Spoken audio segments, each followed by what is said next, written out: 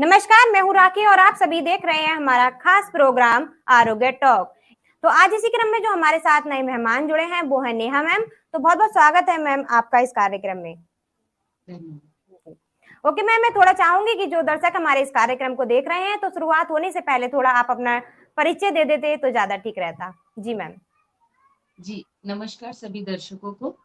मेरा नाम डॉक्टर नेहा सिंह रोड़ा है। मैं सोलापुर महाराष्ट्र से हूँ। यहाँ पर मैं पिछले 12 सालों से मेरा healing hands physiotherapy osteopathy Ayurveda centre चला रही हूँ, जो कि एक बड़े हॉस्पिटल का रूप ले चुका है।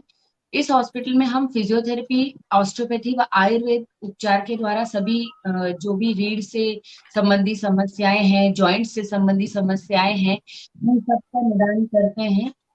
तो इस तरह से मेरे हॉस्पिटल में बिना कम से कम दवाइयाँ, मतलब मैं तो बिल्कुल भी दवाइयाँ नहीं देती हूँ। मिनिमम मेडिसिन और maximum exercise, osteopathy, manual therapy, इन सब के द्वारा हम ट्रीटमेंट करके लेते हैं पेशेंट्स का। जी और हमारी जो सर्विस है उसमें एडमिट की सुविधा भी है और ऑनलाइन कंसल्टेशन भी उपलब्ध है। जी। Okay ma'am, thank you ma'am. तो मैम मैं थोड़ा चाहूंगी कि जो ये दर्शक हमारे देख रहे हैं तो हम शुरू से ही अपने जल्दी से क्वेश्चन पे आ जाते हैं और मैं पूछना चाहूंगी कि जैसा कि आज का टॉपिक हमारा रहने वाला है रीढ़ की हड्डी को लेकर के, तो मैं रीढ़ की हड्डी से ही कुछ रिलेटिव क्वेश्चंस आपसे पूछना चाहूंगी जिसकी जानकारी आप मुझे देंगे। तो मैम मैं आपसे फर्स्ट क्वेश्चन करना चाहूंगी कि जो ये रीढ़ की हड्डी से जो जुड़ी हुई समस्याएं लोगों में आजकल देखने को मिल रही हैं, तो इसके कारण क्या होता है, थोड़ा मुझे बताइएगा मैम। जी, क्यों होती हैं ये समस्याएं? जी, आज रीढ़ की हड्डी से जुड़ी समस्याएं आजकल बहुत बढ़ गई हैं। इवन छोटे बच्चों से लेकर एक, पहले ऐसा देखा जाता था कि आफ्टर 40 ही स्पाइन के प्रॉब्लम, रीढ़ की हड्डी के प्रॉब्लम चालू होते थे। लेकिन आजकल छोटे बच्चों में भी रीढ़ से संबंधित समस्याएं दिख रही हैं। उसका मूलतः कारण है एक्सेसिव सिटिंग, बहुत ज्यादा देर तक एक जगह पे बैठना, सेडेंट्री लाइफस्टाइल। जो ये कंप्यूटर पे सारे काम हो गए हैं, ऑनलाइन सब कुछ हो गया है, उसकी वजह से मूवमेंट पूरी तरह से खत्म हो गया है। और जो मूवमेंट होता है वो मेन मूवमेंट जो रहता है वो मेन फूड रहता है स्पाइन का या जॉइंट्स का। जितनी हम उसकी हलचल करेंगे, एक्टिविटी करेंगे, उतना वो स्ट्रॉन्ग रहता है और उसका नॉर्मल अलाइनमेंट, नॉर्मल जो पोस्चर रहता है, नॉर्मल स्ट्रेंथ रहती है, वो मेंटेन रहता है और जॉइंट्स खराब नहीं होते हैं। लेकिन आजकल बदलती जीवन शैली की वजह से जो कंटिन्यूअस बैठना एक जगह पर, कंप्यूटर के आगे काम करना और आउटडोर एक्टिविटीज बच्चों की भी जो बंद हो गई है, बुजुर्ग भी घर से ज्यादा बाहर नहीं जा रहे हैं, स्पेशली आफ्टर कोविड, तो लॉकडाउन की वजह से, तो इसकी वजह से रीढ़ संबंधी समस्याएं बहुत बढ़ गई हैं। सेकेंड जो बहुत इंपॉर्टेंट कारण है वो है विटामिन डी की कमी, कैल्शियम की कमी। मतलब लोग आजकल धूप में नहीं बैठते हैं, तो ये भी एक बहुत बड़ा बड़ा कारण है जिसकी वजह से जॉइंट्स और स्पाइन की समस्याएं बहुत बढ़ती जा रही हैं। क्योंकि विटामिन डी मेन सोर्स रहता है जो कैल्शियम को हड्डियों तक पहुंचाता है और उससे हमारी हड्डियां स्ट्रांग होती है, स्पाइन स्ट्रांग होती है। लेकिन अगर विटामिन डी और हमें नहीं मिल रहा है, सनलाइट में हम नहीं बैठ रहे हैं, तो धीरे धीरे हमारे शरीर का कैल्शियम खत्म होता जाता है हड्डियों का, और हड्डियां कमजोर होती हैं और फिर उनमें इस तरह के प्रॉब्लम्स डेवलप होते हैं। और जो इम्पोर्टेंट और जो रीढ़ से संबंधी है वो है कंजेनाइटल भी काफी प्रॉब्लम्स होती हैं, जैसे स्कोलियोसिस जो बाय बर्थ भी होता है, और रॉन्ग पोस्चर, गलत तरीके से काम करना, जैसे उठना, बैठना, वजन उठाना, ये सब अगर आप रॉन्ग पोस्चर में कर रहे हो तो भी रीढ़ से संबंधी समस्याएं बहुत ज्यादा होती हैं। और सबसे इम्पोर्टेंट जो है एक्सरसाइज ना करना। जो लोग बिल्कुल भी एक्सरसाइज नहीं करते हैं, सेडेंट्री लाइफस्टाइल रहती है, उनकी मसल्स नॉर्मली वीक हो जाती हैं। और वीक जो मसल्स हो जाती हैं वो स्पाइन को अच्छा सपोर्ट नहीं प्रोवाइड कर पाती हैं, जिसकी जी वजह से अगर उन पर थोड़ा सा भी फोर्स आया, थोड़ी भी ओवर स्ट्रेस हो गई, तो उनको पेन और इन्फ्लेमेशन और बाकी सारे साइंस जो भी हैं, आर्थराइटिस, स्पॉन्डिलोसिस, ये सब जल्दी स्टार्ट होने के चांसेस बढ़ जाते हैं। तो ये सारे कारण हैं रीढ़ से संबंधित जो भी समस्याएं हैं उसके कारण, मूलतः ज्यादातर यही काउंट होते हैं। जी जी। ओके मैम, तो जैसे कि मैम मैं पूछना चाहूंगी, जैसे कि आप एक फिजियोथेरेपिस्ट हैं तो आप इसका जो है उपचार कैसे करते हैं, इसके बारे में मुझे थोड़ा बताइएगा। जी मैम। जी जी। सबसे पहले तो मैं बोलना चाहूंगी कि स्पाइन में क्या क्या प्रॉब्लम्स होती हैं। शॉर्ट में जी। आपको एक बताती हूँ, जैसे कि स्पॉन्डिलोसिस जो आजकल बहुत कॉमन हो गया है, जिसमें हुँ। एक दो हड्डियों के बीच में, रीढ़ की हड्डियों के बीच में गैप कम हो जाता है। जैसे कि इतनी दूरी चाहिए तो वो नजदीक आ जाते हैं और उसमें घर्षण पैदा होता है। तो जब हुँ। भी हम कोई हलचल करते हैं तो हड्डियां घिसती हैं। जैसे गर्दन में स्पॉन्डिलोसिस हुआ तो वो बोलता है ऐसे करूँ तो दर्द होता है, या ऐसे करूँ तो दर्द होता है। मतलब सिंपल सी बात है जी। कि मूवमेंट में घिसने की वजह से दर्द पैदा होता है, और हड्डियां नजदीक आने से नसों पर दबाव आता है। तो ये स्पॉन्डिलोसिस की प्रॉब्लम होती है। नेक्स्ट जो कॉमन प्रॉब्लम है वो स्लिप डिस्क की प्रॉब्लम होती है, जिसमें कोई फोर्स, अचानक से वजन उठा लिया गलत तरीके से, या गिर गए या चोट लगी तो डिस्क जो है अ, हड्डियों के बीच की वो सरक जाती है, जो एक गादी रहती है, कुशन। तो वो कुशन जब बाहर सरकता है तो उसकी वजह से भी रीढ़ की हड्डी की तकलीफ होती है। और एक जी। होता है रीढ़ की हड्डी का सरकना, स्पॉन्डालिस्थेसिस। तो ये सारी जो है मेजर और कॉमन प्रॉब्लम है, स्पॉन्डिलोसिस, लिस्थेसिस, स्लिप डिस्क। बाकी भी काफी छोटे छोटे प्रॉब्लम्स है, लेकिन मैं ज्यादा इनके बारे में बताऊंगी कि हम लोग इनका उपचार किस तरह से करते हैं फिजियोथेरेपी जी। में। तो अभी फिजियोथेरेपी में जो है मेनली हम लोग दो तीन तरह से ट्रीटमेंट करते हैं। इस ये जो है इसमें हम मेडिसिन का बिल्कुल भी यूज नहीं करते हैं। हम रूट कॉज पे वर्क करते हैं फिजियोथेरेपिस्ट। सबसे इंपॉर्टेंट बात ये है कि हम जो जड़ से है वहां जड़ पकड़ के बीमारी को खत्म करते हैं। जैसे कि समझिए स्पाइन में स्पॉन्डिलोसिस हुआ, हमारे ट्रीटमेंट का तरीका तीन चार भाग में डिवाइडेड है। सबसे पहला होता है इलेक्ट्रोथेरेपी, मतलब मशीनी पार्ट। सेकंड होता जी। है एक्सरसाइज थेरेपी, मतलब व्यायाम तरह तरह के। थर्ड होता है मैनुअल थेरेपी, जिसमें हम हाथ की कुछ ऐसी टेक्निक्स रहते हैं, जैसे जिससे कि जॉइंट पे जो हलचल कम हो गई या डिस्क सरक गई उसको उसकी जगह पे कैसे लेके जाना है। ये टेक्निक्स मैनुअल थेरेपी, ऑस्टियोपैथी या कायरोप्रैक्टिक के अंदर आती हैं, जिसकी जो क्वालिफिकेशन होती है उसके हिसाब से करता है। तो मैं मैनुअल थेरेपी, कायरोप्रैक्टिक, ऑस्टियोपैथी सभी करती हूँ। उसके बाद आजकल हम कई सारी नई टेक्निक्स यूज कर रहे हैं, जिसे बोलते हैं dry needling, cupping techniques, taping techniques. ये फिजियोथेरेपी का एक अहम हिस्सा है इनका। तो ये सारी टेक्निक्स की कॉम्बिनेशन से हम उपचार करते हैं। तो सबसे पहले अगर पेशेंट आया, उसे अचानक से स्लिप डिस्क हुआ, तो नॉर्मल सी बात है कि उनके हिस्से में सूजन आ जाती है। तो हम लोग सबसे पहले मशीन्स कुछ ऐसी रहती हैं जिससे वो अंदर की सूजन कम हो, जो एकदम नसों पर दबाव आ गया है वो कम होता है, और उस पार्ट को राहत मिलती है। इनिशियल जो रिकवरी का फेस है वो शुरुआत करने के लिए पहले हम मशीनों का प्रयोग करते हैं, अगर जरूरत लगती है तो।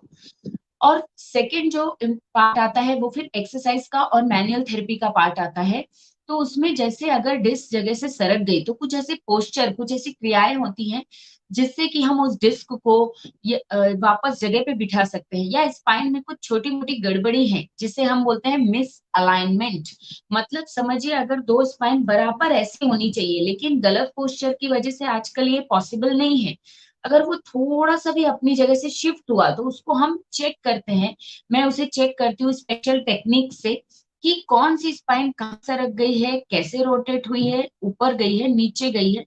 वो सब चेक करके फिर मैं उसको उसकी नॉर्मल पोजीशन पे, हाथ की कुछ टेक्निक्स रहती हैं, कुछ इंस्ट्रूमेंट रहते हैं, उसके द्वारा लाती हूँ। उसे बोलते हैं ऑस्टियोपैथी, कायरोप्रैक्टिक या मैनुअल थेरेपी।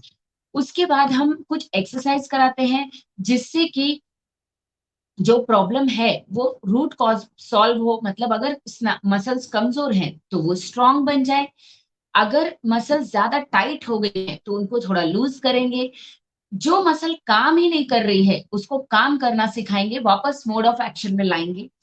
और जो पेन है उससे वो धीरे धीरे सबसाइड होगा और पर्सन जो है अपने नॉर्मल रूटीन में जा सकता है। तो इस तरह से हम फिजियोथेरेपी में काम करते हैं।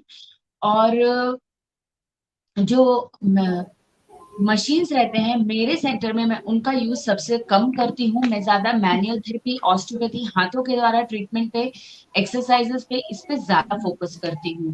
तो जी। हम फिजियोथेरेपी, मतलब जो फिजियोथेरेपी ट्रीटमेंट है वो इस तरह से काम करता है। और इस तरह से क्या होता है, जब मसल्स और सपोर्ट सिस्टम स्ट्रांग हो जाता है तो फिर वो समस्या कायम कम हो सकती है, मतलब हमेशा के लिए कम हो जाती है। अगर समझिए स्लिप डिस्क है और हमने उसे जगह पे अच्छे से लाने के लिए पोस्चर, एक्सरसाइज कराए और वहां के आजू बाजू के मसल्स को स्ट्रांग कर दिया, तो नॉर्मली चांसेस बहुत कम हो जाते हैं कि उस पर्सन को वापस डिस्क की प्रॉब्लम हो। ये फिजियोथेरेपी का सबसे बड़ा फायदा है। तो जी अगर पर्सन एक्सरसाइज करता रहता है और जो हम उसको सजेशंस देते हैं वो फॉलो करता है, तो उसकी बीमारी वापस से नहीं आती है और आगे नहीं बढ़ती है। जैसे अगर गैप कम हो गया, स्पॉन्डिलोसिस हो गया, तो इसका बहुत बड़ा फायदा फिजियोथेरेपी का ये है कि वो आगे नहीं बढ़ेगा अगर हमारे पास ट्रीटमेंट लिया जाता है। जी बिल्कुल। जी ओके मैम, तो मुझे बहुत अच्छा लगा जानकर। तो मैम मैं और थोड़ा एक क्वेश्चन करना चाहूंगी कि हमारी लाइफ स्टाइल में हमारा खान पान ऐसा क्या होना चाहिए जिससे कि हमारी इस समस्या को हमें सामना ही नहीं करना पड़े, या जो ये बीमारी से लोग परेशान हैं तो उनका खान पान ऐसा क्या होना चाहिए कि जो समस्या ही ना हो उन्हें ऐसी। जी जी बिल्कुल। खान पान का काफी ज्यादा ध्यान देना चाहिए डेफिनेटली। तो मैं इसको दो पार्ट्स में डिवाइड करूंगी। जैसे कि आपने तो फूड का पूछा ही, दो पार्ट्स जी इंपॉर्टेंट रहते हैं, diet and lifestyle.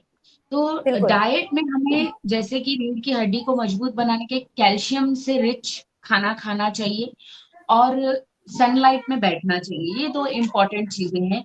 Mainly ji sunlight की, अगर हम खाने में अच्छा अच्छा कैल्शियम खा भी रहे हैं, लेकिन अगर हम सुबह की जो धूप रहती है उसमें नहीं बैठ रहे हैं, तो वो कैल्शियम हमारी हड्डियों तक नहीं पहुंचता है और ब्लड में ही रह जाता है और बाहर निकल जाता है। तो जो कैल्शियम हम खा रहे हैं वो हड्डियों तक पहुंचना चाहिए। ये निर्धारित करने के लिए विटामिन डी इम्पोर्टेंट है। इसीलिए सुबह की सनलाइट में 1 घंटा तो कम से कम, आधे से 1 घंटा बैठना ही चाहिए। और अगर आप नहीं बैठ सकते हैं तो फिर आप उसका कुछ ऑल्टरनेटिव भी देख सकते हैं। जैसे कि आप एक कांच की बोतल लीजिए और उसमें जो जी आप पानी पीते हैं वो भर के रखिए, और उस बोतल को जी रात में ऐसी जगह रखना है जहां पे सुबह धूप आती है, और फिर वो बॉटल का पानी आपको पीना है, तो भी आपको विटामिन डी का सोर्स मिल जाएगा। सेकेंड है जी खाने में क्या क्या खाना चाहिए। तो कैल्शियम बढ़ाने के लिए तिल बहुत एक अच्छी चीज है। तिल जो हमारे इंडिया में काफी यूज होता है, और ठंड के दिनों में तो हमारे यहाँ पहले ट्रेडिशन ही था तिल के लड्डू खाने का।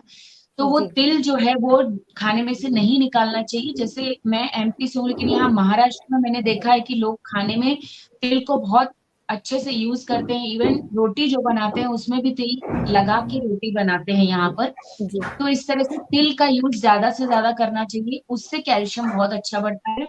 और जितनी जी भी हरी सब्जियां रहती हैं, पालक, उसमें बहुत अच्छा कैल्शियम का सोर्स मिलता है, पालक मेथी वगैरह, और सबसे ज्यादा पालक में रहता है। तो अगर आप जी पालक का सूप जूस वगैरह डेली लेते हैं तो बहुत अच्छे तरह से कैल्शियम बढ़ेगा। सेकेंड, और फ्रूट्स में अगर देखा जाए तो जो अंजीर रहता है उसमें सबसे ज्यादा कैल्शियम रहता है। बाकी फ्रूट्स में भी रहता है, लेकिन अंजीर में काफी अच्छा कैल्शियम पाया जाता है। और बाकी जितने भी ग्रेन्स हैं जैसे कि दाल, और मतलब ये जो मूंग वगैरह रहते हैं, चने रहते हैं, जितने भी ये दालें हैं उनमें भी बहुत अच्छी तरह से कैल्शियम पाया जाता है।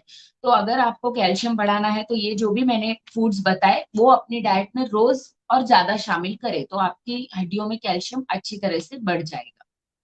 और लाइफस्टाइल की अगर बात करें चेंजेस की, तो जैसा कि मैंने बताया कि आपको आधे घंटे से जगह ज्यादा एक जगह पे नहीं बैठना है। अगर हम्म आपको समस्या हो चुकी है तो बिल्कुल भी नहीं बैठना है, और आगे ना हो उसके लिए भी आपको 20 मिनट्स का एक अलार्म लगा के ही बैठना चाहिए, अगर आपका ऑफिस जॉब है तो। उसके बाद आपको थोड़ा 1-2 मिनट का, 1 मिनट का वॉक लेके थोड़ी स्ट्रेचिंग्स करके वापस आपको बैठना चाहिए।